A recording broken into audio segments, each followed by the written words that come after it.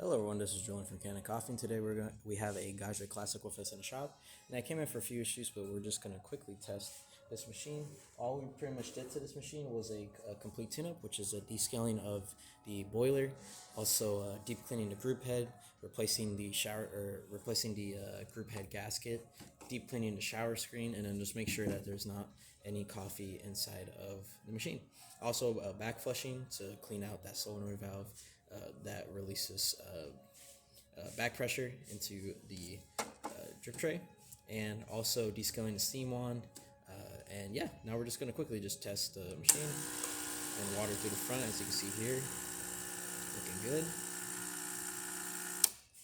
And then lastly, we're going to warm up the steaming function. This specific Gaggia has a has a PID on it, so you can control the temperature of both functionalities, but we are going to wait a little bit until it rapidly heats up to our desired temp. So now that we're at the desired temperature of around 140 to around 150, we're going to run a little bit of water out, and we're going to run the steam on.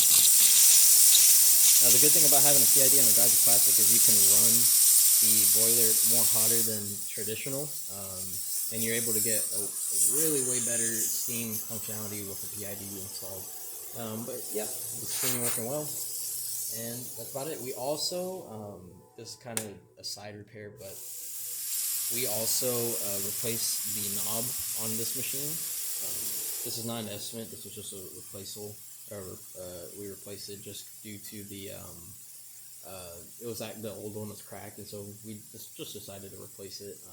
Again, it's an inefficient fix, and didn't need much to do that. But that's about it for this repair. If you like this video or any of our other repairs on our channel, leave a like, subscribe, hit the bell. Thanks for watching.